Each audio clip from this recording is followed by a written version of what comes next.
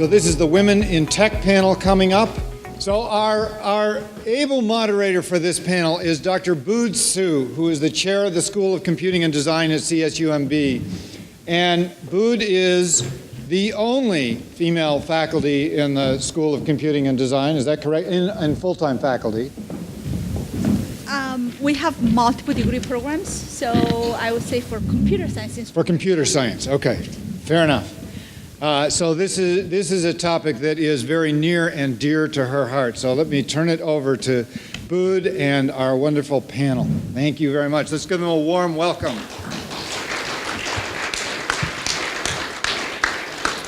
Thank you, Brad. Can you hear me clearly? Okay. I'm Bood Su, chair of the School of Computing and Design at CSUMB. It is my pleasure to facilitate the Women in Tech panel today. As the only female professor of about 24 computer science instructors at my school, I wholeheartedly advocate having more women in technology. It is not only our faculty gender ratio that is out of proportion, our class gender ratio is out of balance as well. In last year's recruitment, we were only able to get one girl in our computer science four-year cohort program among 19 students. If you go to our network and security concentration classes, you could hardly see any girls. If you are our students sitting in the audience, you will know that. Our faculty and staff have been making constant efforts to bring more girls into our tech majors, and we have made some progress, but have yet to see the numbers that we like to have. What has to be changed to attract more women to technology fields and to keep them there? Real progress on this issue requires real dialogue, which is why I'm thrilled to moderate this panel here today at my own university. A collaborative effort between industry professionals and educators gives us valuable insight into the unforeseen factors which can guide or change our daily practice. We need more forums like this if we are to recruit the numbers of women needed to make a balanced workforce in technology. So diversity is inevitable technology if technology is to lead the society within which it operates. For these reasons, I thank all of our panelists today for taking time to meet with our faculty, staff, students, and other members of this community. So I'm going to briefly introduce all of our panelists today, and then I'll ask them to introduce or talk a bit more about themselves as well. Beside me is Dinala Russo. She is the CEO and founder of Think Beyond Plastic TM, the leader of a global multidisciplinary effort to accelerate commercialization of research and innovation, advancing the new plastic economy. Dinala is the serial entrepreneur. Her experience includes executive management of businesses from startup phase through an IPO, as well as Fortune 500 companies. She is a member of Founders Board of Advisors at StartX, Stanford Student Startup Accelerator, which is a very long name. She is an associate professor at the Middlebury Institute of International Studies graduate program in International Policy and Management. She serves on the board of numerous NGOs and businesses. Thank you, Dinala. Dr. Tammy Shinjuri is the founder and CEO of Shinjuri Foundation, a social purpose corporation.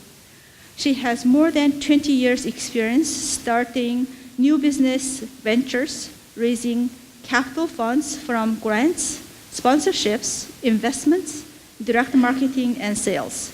She is capable of leading, developing, and deploying business performance improvement initiatives, and education and human service programs.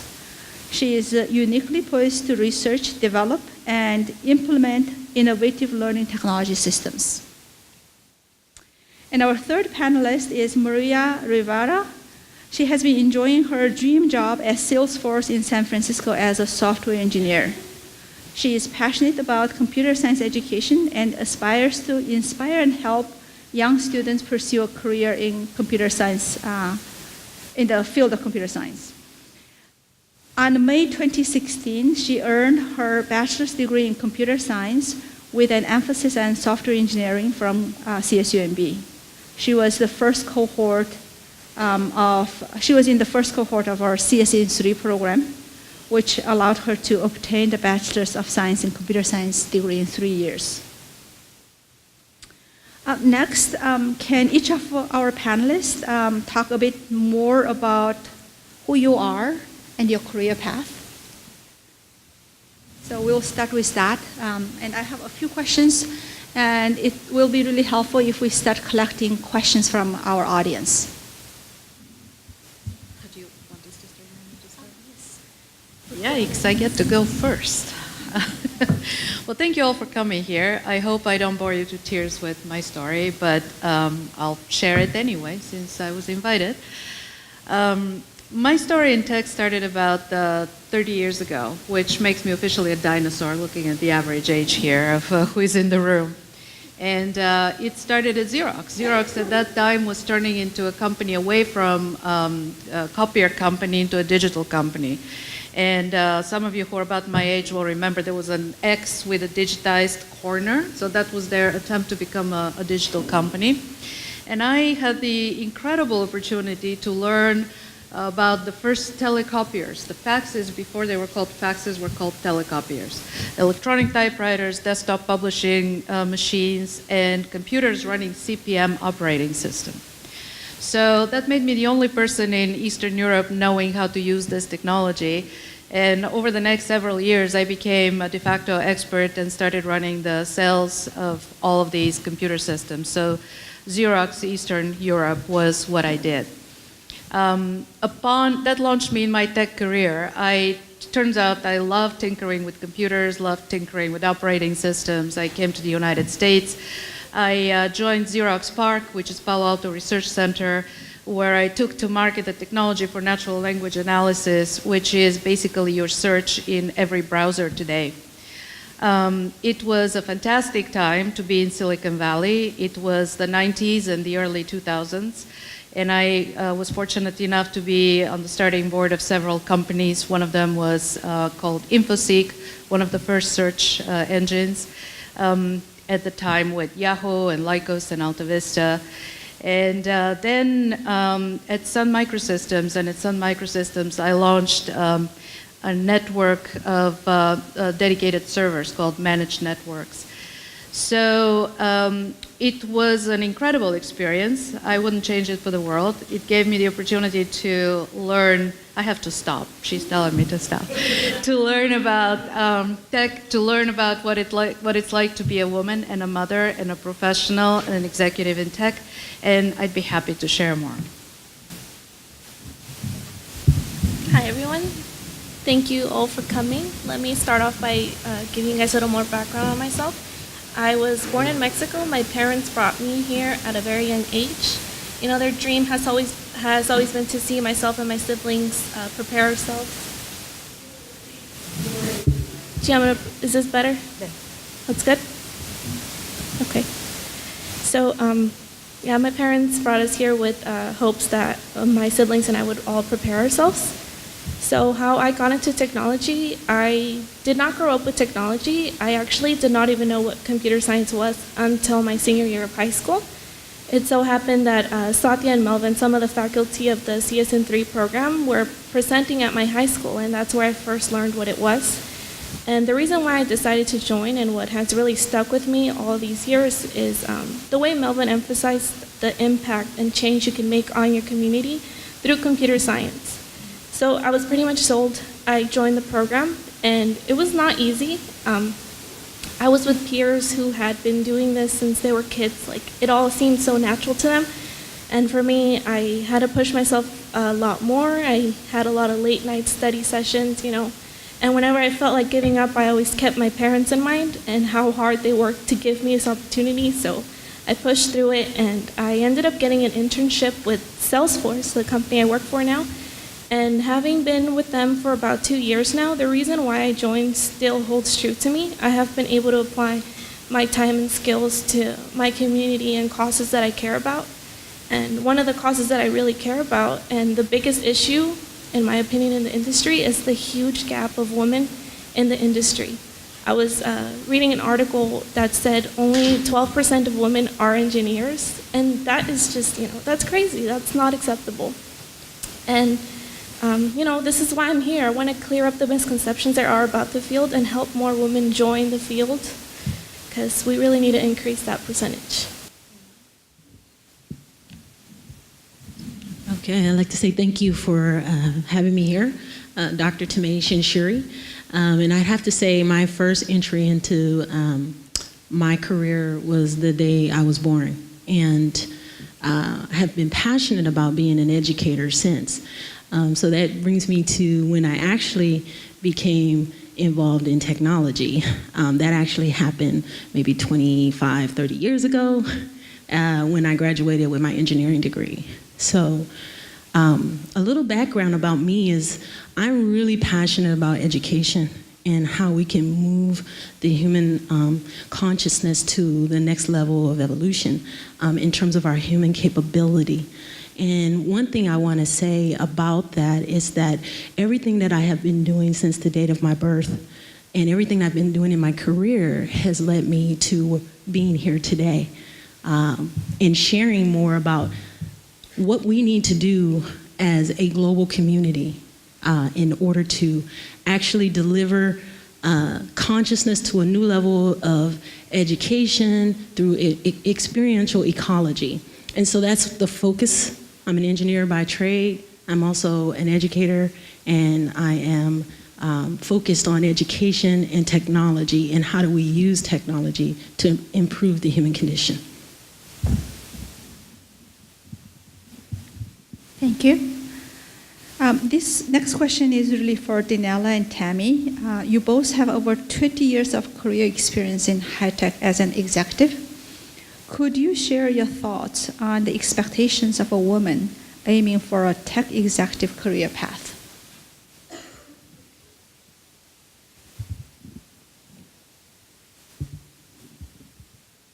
Well, I think we set up our own expectations. I don't think there are societal expectations. I think I can share my experience. For me personally, I thought I could do it all. I thought I was a Wonder Woman. I thought that I could have this amazing stellar career and be a perfect mother and be a perfect wife and do it all. And you know something? It doesn't work. So something is going to have to give.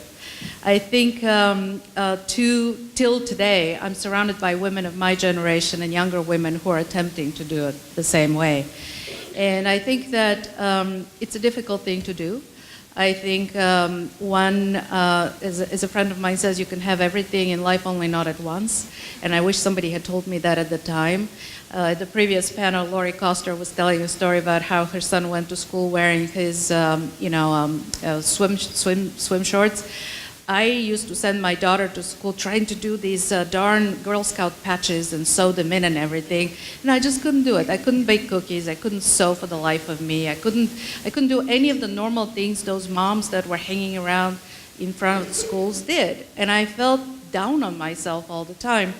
Until one day I just said, you know what? I'm a professional woman. I'm going to own it, and I'm going to take help where I can. And I had a husband who was a typical husband. He just wouldn't lift a finger and do anything. And it didn't occur to me at the time that that was not the normal thing. So if I were to do it all over again, and the advice I give my daughter is pick what you're going to be really good at and do it really, really well, and pick the support network you need. I don't care if it's a partner, if it's your family, if it's friends, but understand that it's not possible to do it all. And pick what you want to be really, really good at and excel at it. There are times in your life when you can do certain things, not all, and there are other times when you need to focus on something else. So for women, don't have unrealistic expectations and don't think that you can do it all. You can't. Just pick what you're good at, pick what you want to do, and understand that life is a long journey. There are times to do everything you want to do. Okay, my turn. So, thank you for sharing your perspective. And I'd like to start by saying that I'm a little bit different from Daniela here. And I say reach for the stars. I know, before I before I actually answer the question, I'd like to ask how many of you understand or know what a lotus flower is? Raise show of hands. Lotus flower. Did many of you in here know that a lotus flower seeds and blooms at the same time? How many of you actually knew that? Okay. What I want to say about women in technology, and just women in general, is that you are a lotus flower. You have the ability to do and create whatever you want. You are both the male and the female, like a lotus flower. You were born, life germinates from you. You are seeding and blooming. Life germinates from you. And I wanted to set that as a preference to what I'm about to say next. You can set at your goal anything you choose to do. I was told at a very young age that all that I wanted to do could not be done. And I have to say, through my 48 years of living, that I've accomplished everything that I set out to do, even the impossible, or what some believe was the impossible. You can only be as good as you choose to be. And you can allow people to block where you want to be. And you can choose to do that, or you can allow others to do that for you. So what I would say in terms of your capability, you're the most intelligent, powerful force of energy in the universe. Leverage the power of your feminine energy and your masculine energy, because she imbues the he. You can't have them both, right? You can have them both. And so that's what I would say to each of you as women in technology. You have the capability, if you choose to apply every facet of who you are, because you are a multifaceted being. You are not a single-minded individual. You have multiple intelligences, and you can tap into those intelligences and apply them how you see fit to accomplish whatever it is you choose to do. So that's a little bit different from what Daniela said, but that's me empowering you to be self-actualized within your own consciousness, within your own mind, and allowing that to come forth in all of the things that you choose to do, including education and career and having a family. I feel, and I know from my own life, you can have it all. You can do whatever you set in your mind to do. You just need to tell yourself and accept for yourself what you have already and allow that to come through with a support system, of course, around you. But you can do whatever you set up for yourself. Thank you. The next question I have here is for all of the panelists, what do you see as obstacles for women in tech fields? From your own experience, from what you have observed so far, do you believe there are obstacles that specific to women in the field of technology? I mean, there's just not enough of us, right? And it's hard when you don't see many women, thriving and being successful, because, they're all male, and that's not what you are. You can't relate to it in any way. But I feel like that's where we need to get more advocates. Like, I feel like the males need to do their part too, to make us feel more welcome. Like, I had a lot of experiences in college. There's a lot of arrogance in the technology field with men. Like, if you're a woman, it's almost like automatically you seem that you don't know what you're talking about, and they won't even, include you. Not everyone, but, that's not cool, guys. Like, come on. But I feel like a lot of companies are doing a better job of that now. Like, Salesforce is 30% women, which is way higher than a lot of the companies. And they're the first ones to hire a chief equality officer, and they're doing a lot to focus on equality and inclusion, not just of women, but of all underrepresented minorities, and it's really good. So if I had to say anything, it's just we need more advocates, and we need to help more young women get into the field. Okay. I'd like to shed light on a topic that I think is really important about the skill capabilities of women and what we can do to change the trajectory of women in technology. And I would say first it starts with you seeking skills outside of the norm, seeking to develop your intelligences in your creative space as well as your logical mathematical space in science. So, you know, what I feel from my experience is that a lot of people focus so much rigid on math, science, and technology, and that kind of, for women, we need to put a little bit more of the socialism back into technology, because technology is so rigid, it's so mathematical.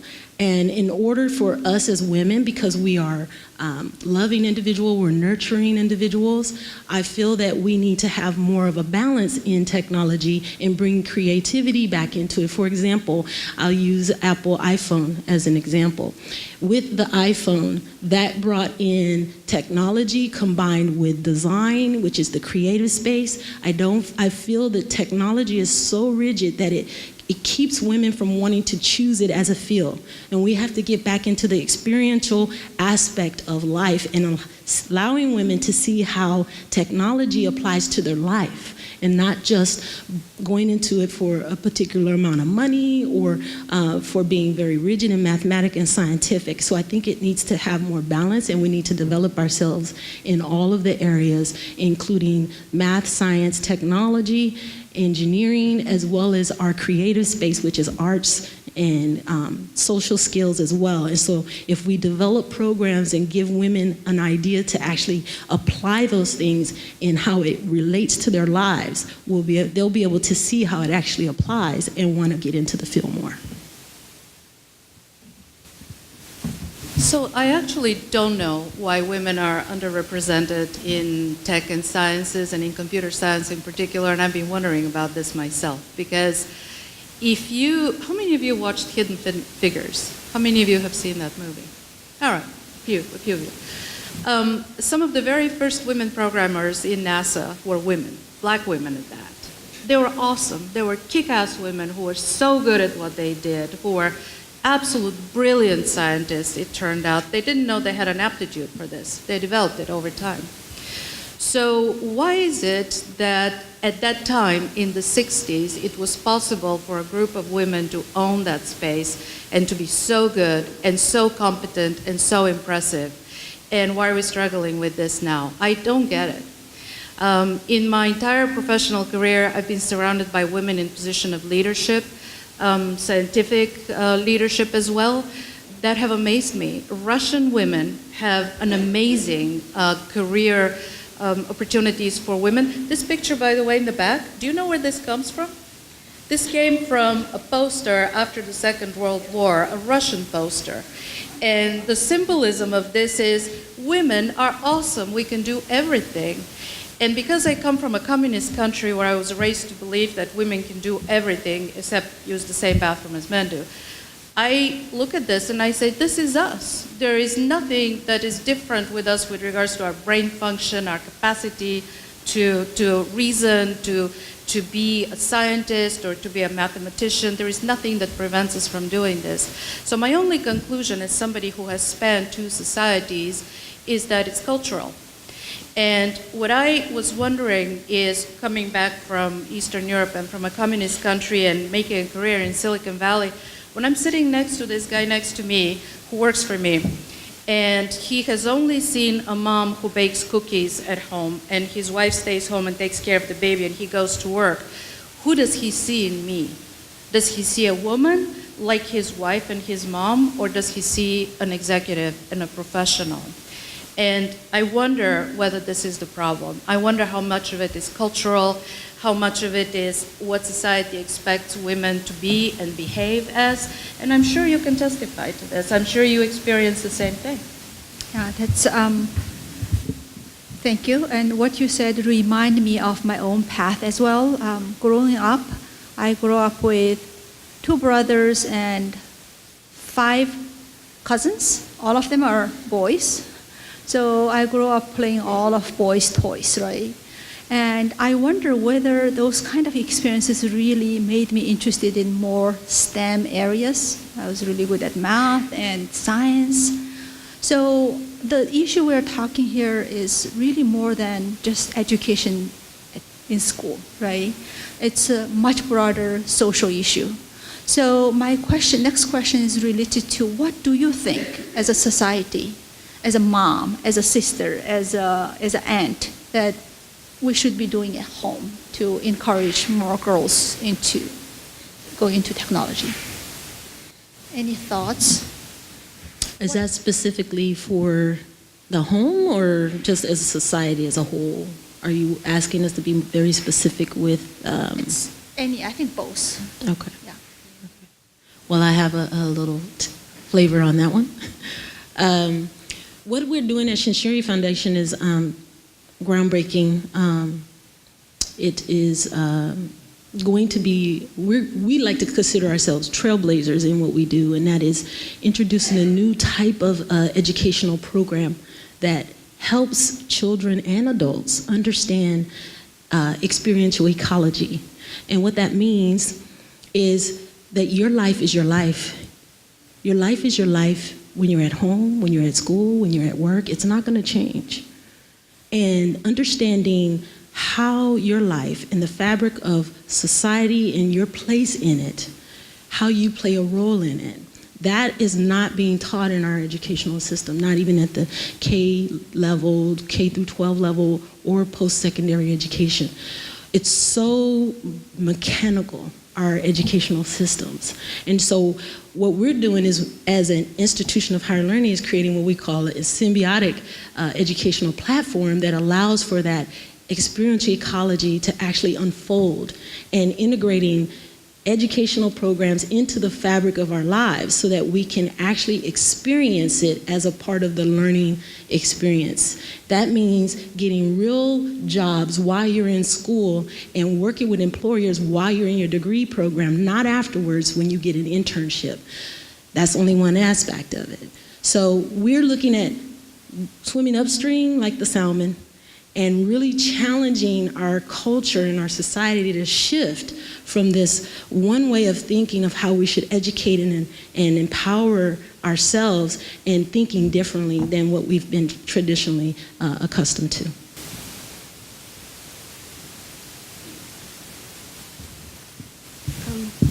I'm not a mom or anything. I don't have that many years of experience. I only have 2 years. But I could relate to it, my own experience. My parents are from very old traditional ways.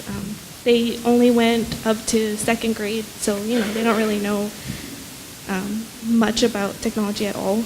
So my mom would always tell me that, I should prepare myself and I should, be like a secretary, because to her that is like a great job, in her perspective. And where else would I have learned about technology if I didn't learn about it in school, or I would have never known, right? And so I would say, I would aspire to be a secretary because that's all I would know, right?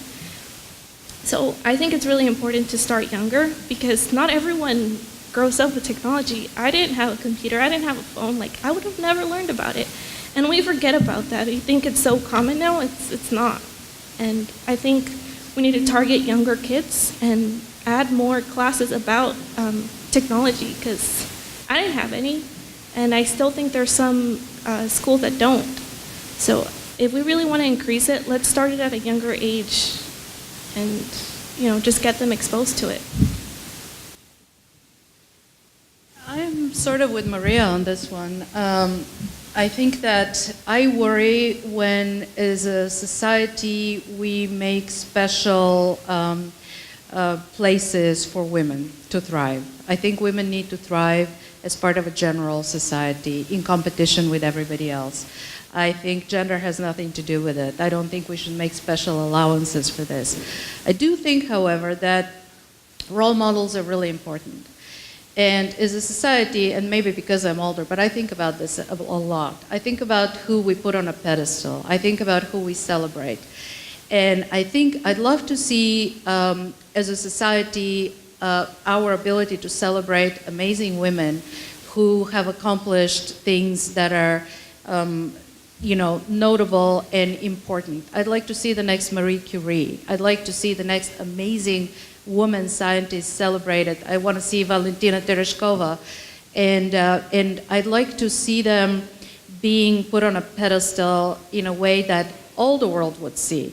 And then the girls would know, just as the boys, that women are no worse or different, that they don't need a special treatment, that they're heroes worth celebrating just like male heroes are. That's what I would like to see, and I'd like to see more of that. And I'm saying this as a mother of two as well. Thank you. I think you addressed this question already to some extent.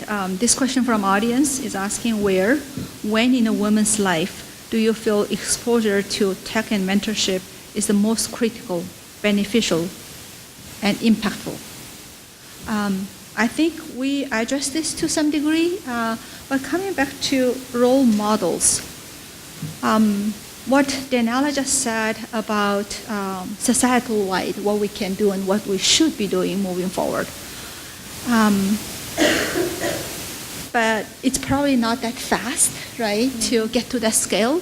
And a lot of our local communities, they probably do not have a female role model at home. In that case, what other things we could do, what other strategies we could think that could help nurture the interest in technology for women or girls?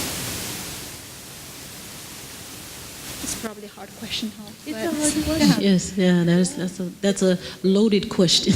That's probably a loaded question as well. Yeah, it's a loaded question too, because we have to actually ask the question. You know, we have a multicultural group here, you know, and depending where you come from, and I'll speak from myself. I come from very humble means, you know, being African American / Indian / Asian / Irish, right? So I have this mixture, and also being in an impoverished state when I was growing up. So I almost, when I was growing up, I almost felt disenchanted or disempowered in a way because of my condition, my situation, being a young child living with a single parent, okay? And there was some substance abuse and stuff. So those are the things that I had to do with some abuse and things like that I had to overcome. So when we talk about why isn't most women traditionally in this country, and I can't speak for other countries, have suffered or throughout, you know, history. And then even when you talk about African American people, we've got even the slavery and all of those things that are also on our backs as well. And so our parents couldn't be the role models that they needed to be for us. The generation after them actually have become the role models. So it's very hard when you're still dealing with a young generation of people like myself who I had to teach myself because I didn't have that. And I had to seek it outside of the family unit. And if, like you, coming from, you know, Mexico or another third world country, having to come in as an immigrant, you have those challenges as well. So you have to also consider that for women, we were the ones at home taking care of the kids, cooking, cleaning, and doing those things, and traditionally have not adopted going into a career until most recently, right? So we have that barrier to overcome. So it's kind of a loaded question a little bit. It's kind of hard to talk to it because, you know, we have cultural differences, we have belief system differences, and all of those things that also come into play. And I know for I had to be self-sufficient more so than probably the average parent or child that grew up with a mother and a father. You know, so it's some of those things that are also playing a factor here as well. Okay, thank you. Because it's a loaded question and hard to address, and it's probably bigger than any one of us. So I'll ask the next question. I'm rephrasing this question a bit. So technology changes. It's a constant change for technology field, right? So what do you do to keep up with the changes or the speed of changes in technology in your field? Ooh. I'll start. For me, I heard someone else on a previous panel say they don't get enough sleep. I'm just going to say I'm sleeping right now. So that tells you how much sleep I get, right? And so I have an insatiable thirst for knowledge. And if there's one thing I could leave with the audience today, and for those women in the audience, is that don't be discouraged. Get in action about your own capability. Look to find ways in which you can get active in the community, build your own skill capability. Don't be dissuaded or discouraged, because the only thing that's going to prevent you from getting where you want to be is you. You are the individual within you is going to stop you. And if you let your mind get out of alignment with your heart, and you don't have your true north, then you won't remember the real reasons why you're actually going after what you're going after. And so for me, what I do is I read a lot. I get all the latest technology books, the latest theoretical books, even leadership books, and I tap into that, and then I do a lot of learning by doing. Don't wait for someone to show me, but actually go out, do my own research, and practice new things, and be creative and innovative, and be the incubator or the creator of germinating ideas to manifest what I'm thinking into my reality. So I don't wait for someone to tell me. I actually am proactive about it in everything that I do. So I'm constantly reading and I'm constantly working. And I love to work. And some people say, oh, you're a workaholic. And I say, what's wrong with that? You know, it's like, it's nothing wrong with being a workaholic if you're passionate about what you do. It's not work anymore. So it's like I live and breathe education, and so it's so important to me. I've made it integral to my life, like breathing. So that's my 2 cents. For me, the company I work for is actually pretty awesome with this. They offer trainings and classes on a whole bunch of different things that you can think of: leadership, new programming languages, pretty much anything. And your manager encourages you to take these classes. So for me, I'm very lucky in that way that I can do it as a part of work. But also, I do try and program outside of work and just work on something that excites me, because then I find myself learning other things and really challenging myself. But there's so many resources. I mean, the internet has tons of like free information, free classes where you could learn. So this is, just look for it and you'll find it. And if you really want it, you will learn it. And I would just say, get out of your silo. I think we live in an interconnected world where the greatest amount of learning comes from adjacent innovation, adjacent technology. Getting out of the specific area that you're an expert in, and instead of learning more about that, learn something new, something you didn't know about. If you are a technologist, learn about biology. If you learn about neuroscience, learn about psychology, learn about education, call Tammy. I think these interdisciplinary, cross-disciplinary learning experiences are probably the most enriching thing you can do for yourself. And then you will find that you will look at the world differently, and you will find that there is an amazing amount of information that you will learn and be able to interpret in your own work. So I'm sure that it would benefit your programming experience and the way you think about problem solving. I work on innovation now, and to me, the essence of innovation is being able to think in that cross-disciplinary way. To me, that's the most important thing you can do. We received this question. This is really for Daniela. What are some ways policy and technology can complement each other? Yikes. Policy and technology. Washington and Apple.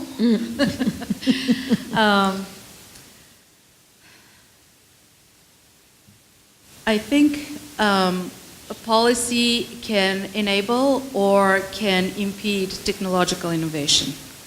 And what do I mean by this? I mean, look at how far the development in the area of technological innovation and internet went in the days where all the opportunities were open. And there was nothing to stop us from developing the most amazing, innovative approaches to search and to e-commerce and to service providing networks. And so when you have technology that can develop without anything stopping it, and in fact enabling it and pushing it forward, this is the most important role of policy. Policy can also hamper innovation, as is the case in many instances, and stop us from developing. Just look at the attempts to go to the moon. That stopped about, 20 years ago. Look at what's going on right now with, all of these areas in which government used to invest and no longer is. And so it's left to private enterprise or to some well-meaning people who just choose to spend their money in that way. So I would like to see those of you who asked that question, who are probably Ms. graduates working on policy, you know who you are, to actually go in the world and think about policies that can transform society in a positive way. Transform it and open up the roads for innovation and technological development. That is possible.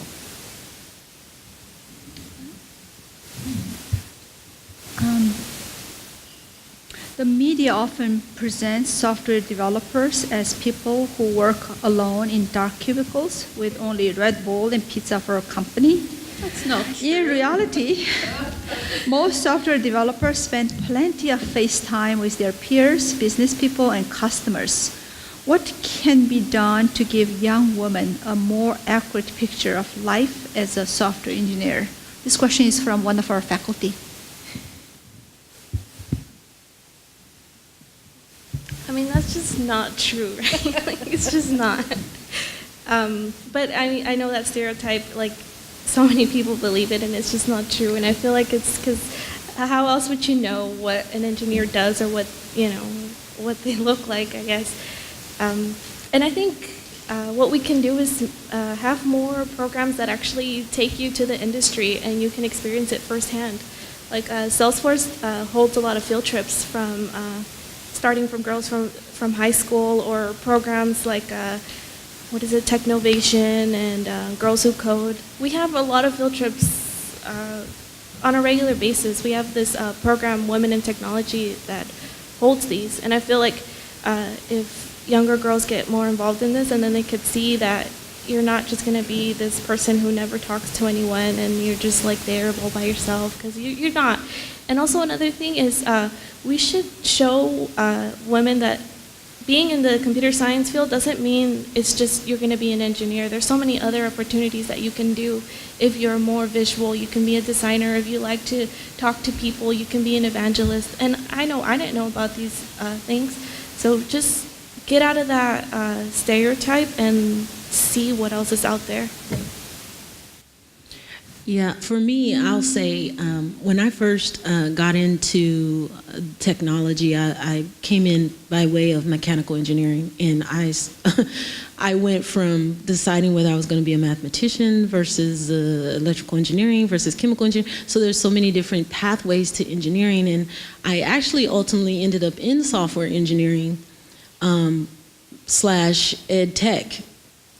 Primarily because I already had my mechanical engineering background and had a lot of strong C+ and Fortran type education courses as a part of my mechanical engineering degree.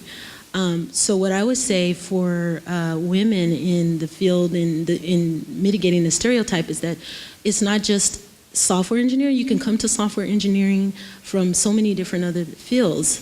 You can come from a design space if you're doing interface design, communications. So, for women who would typically go down more artistic type disciplines, you could get into the field from where you are. You don't have to seek out a technical field to be hired with like Salesforce or Intel or Google or whatever. You could come into the space and actually develop based on where you are by just getting connected to a technology company and working for that company and growing with the company and expanding your skill sets while you're there. So, if you are in a non-technical discipline, and you're a woman, and this goes for men too, don't see, I have to go down this path in order to be in technology. You can actually get to it from different angles, and software engineers work very closely with the designers when they're developing the software applications, the interface and how that shows up, and make it easy for the end user, mobile apps and things like that. So there's so many ways that you can actually get into, the software engineering field, but any technology field as a whole.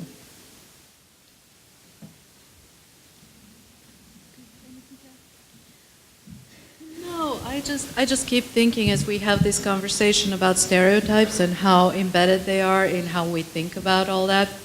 As I mentioned, I work a lot on innovation now. And I'm surrounded by software engineers who have a degree in cultural anthropology, and cultural anthropologists who have a degree in software engineering, and physicists who know how to program like gods. And so I think that the more we become a more rounded human being and integrate different disciplines in our thinking and in how we interact with science and society, the more these stereotypes will be a thing of the past. And I think we're just living it now, as is the case with women entering the workforce and becoming professionals and computer scientists. These are stereotypes we can't fight. We can only fight them by being different, and that's all.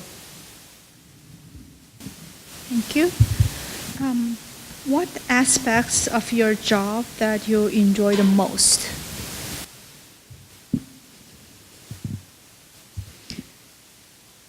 Okay, I'll start. I love every aspect of my job. I get to help others. Just a little bit about the work that I do. I am on a mission to help more people around the globe get access to the capital they need to have their visions develop, grow, and thrive. Through infusion of capital funds into their germinating business ideas and entrepreneurship. And I want to do it in every community all over the globe. I want to make so much money that I can give by making all of that money so that I can keep giving. And so we call that business philanthropy. And philanthropy is my business. I'm on this planet to help move and shape the human condition and lift it to a new echelon of living so that everyone has a capability to do what they came into the world to do, what they're passionate about, and just allowing more economic development through entrepreneurship and leadership.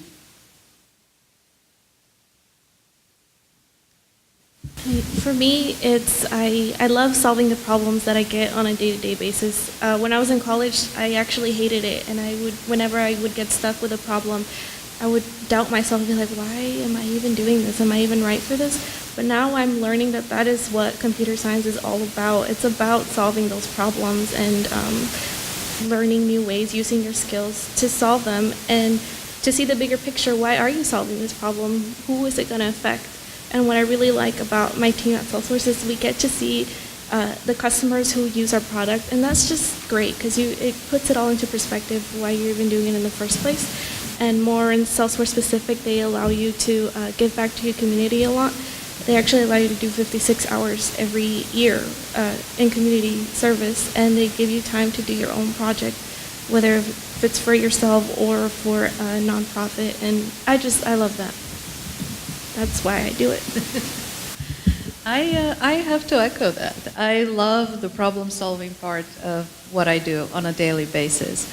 And I just remember when I first became an executive at Sun Microsystems, which is now part of Oracle and doesn't exist as a company anymore, Sun had a policy of bringing all the fledgling executives into a 2-day executive course to teach them how to be executives. Because when you're a director, even a senior director, a lot of what you do is put out fires and deal with people, deal with tactical stuff. You don't think strategically. So they wanted kind of to channel strategic thinking and encourage us to shut down the daily tasks that were in front of us and think. And it was so scary for me because all of a sudden I thought, now I'm going to leave my mind go blank for about an hour. And what am I going to do? What if there is nothing in there? What if I can't think of anything? And I have to tell you, after a while, it became a favorite thing to do. Shut off everything, put away the to-do list, put up my feet on my desk, close the door, and think. And in those moments, I found out that they were my most brilliant problem-solving moments, things that I never was able to figure out before, the day before, anything with regards to my work, my relationships with my employees, with my team. That's when it came to my mind. So as I work today on innovation, as I work with different innovators in different fields, in different areas, problem solving remains my favorite thing. And it's kind of this incredible sense of, oh my gosh, there is this big thing out there that I haven't tackled yet. Where do I start and what do I do? And you will laugh when I tell you, but when I have a really, really big project like this, I kind of savor it. I wait for it. I clean up my desk and then I say, okay, today's they're gonna do it. And I feel like it's this special gift I'm gonna open and start figuring it out. That's my favorite thing. How many? We have 1 minute? Okay. I think because we only have 1 minute, we will not ask any more questions. Is there anything else you would like to give advice to our students, especially here? I'm just, afraid that I probably didn't ask some important questions that you would like to give advice to our students. Well, I would just say that a takeaway for you all that I would leave with you is that technology is not just about technology itself. It's really about the greatest technology we have is ourselves. You are human innovation. And your capability, your knowledge, your intelligences actually infuse or fuel technology. Technology cannot exist without you. And so it's so important for you to stay in school, get the education, and even when you leave, you will have lifelong learning. So let your life experiences and your work experiences continue to help you grow and develop whatever you choose to do in your career. Add one thing too. We were talking earlier about having mentors, and I think that's really important. I come to a lot of these events, like recruiting events or anything related to the computer science field, and oftentimes I talk to students, and then they'll ask me for advice, and then I'll give them my information and be like, well, let's talk, I'll help you with whatever you need. But they never follow up.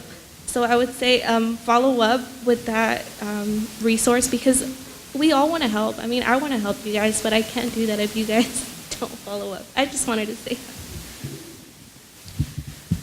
I just want to leave you with one thought. Don't wait for somebody to teach you what to do. In the end, you are what you have. The tools that you have is your brain, who is inside you, your chutzpah, your desire to live and to succeed. Take this with you on the road and see where it takes you. It's all about a learning experience. Your failures, your successes, they're all part of that tool chest. Fail faster. Thank you very much for all three of you. I'm honored to be the moderator here and learn myself as well. And I'm chairing a whole school with 850 students, and I think, I'm hopeful that we'll have more and more girls coming to the technology field. Thank you, everyone. Thank you, our audience.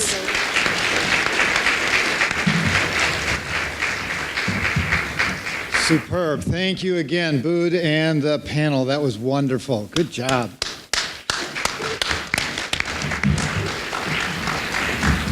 Oops. Let me get this to work. My computer has frozen. Oh, well. All right, so that brings us to the end of the afternoon, but we actually do have one more important, very important activity, which I'll say in a moment, but let me acknowledge the three very excellent panels we've had today. We've gotten to learn some new things, some new terms like mansplaining and man-face. We've heard about the value of flexibility. I think some interesting insights into innovation, and I would encourage all the women to recognize that in a man's world, you bring in a new set of eyes and a new set of values and orientations and points of view I think the example that Lori Koster used was she talked about her company selling wellness, and I guarantee that no ag company set up by a man would end up selling wellness. So that is a really valuable thing that you bring in that different point of view, even if you have to say it about 20 times before any of us acknowledge that we've heard it. So the other one that really stuck out to me was the comment about continuing to learn and grow, and that's something that's really important to all of us. Working with senior managers, I see that the ones who are really successful, especially later in their careers, are the ones who realize that they are still learning. It keeps them fresh, it keeps the organization moving forward, so we all need to pay attention to that. I want to put out a special thank you to Amy Wu, who was one of the key organizers and energizers behind getting this put together. She did a fabulous job. I also want to note the leadership of Mary Jo Zink, Mary Jo, and her crew, who we affectionately call MJ's Army. All of you did a fabulous job putting this together and running it. Of course, all of our fabulous panel members, these have been absolutely outstanding panels. So I'm not going to get in your way anymore because there's snacks in the back, and for those of you who are over 21 and have your ID, there's wine in the back also. Please hang out, talk to the panelists one-on-one, and thank you all very much for coming. Take care.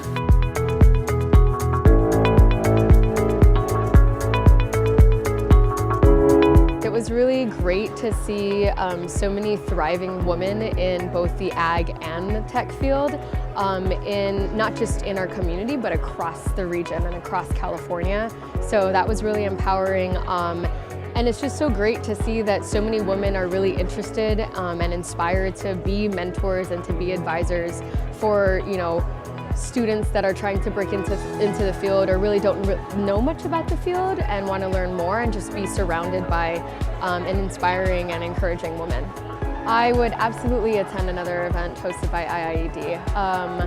I think we need more of this in this region. I think we need more spaces like this to be connected to each other as this field continues to grow, just not in terms of ag and tech, but startups, incubators, accelerators, and really encouraging students to pursue their dreams, and to really inspire them to do what they want to do. Yeah, and that's possible with the right support, with the right network. So, and I think that's what IID is doing right now, with the Startup Challenge and lectures and panel events like this, so it's great. Hi, my name is Brad Barbeau. I am the Executive Director of the Institute for Innovation and Economic Development at the College of Business at Cal State University, Monterey Bay. We are an entrepreneurship institute. Our job is to help entrepreneurs get their companies from ideas to successful startups. This was a wonderful day. Our panelists were just really, really good. Tremendous insights. They had great stories to tell about what it means to be a woman coming up in ag and ag tech and tech. I learned a tremendous amount. The audience stayed engaged all the way through to the end. It was a fabulous day.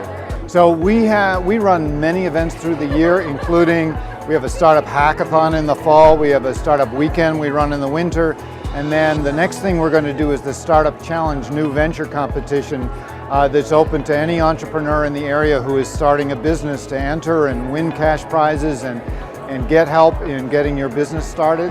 And we'll run more of these entrepreneurship forums. We typically run 1 to 2 a year, so there will be lots to come.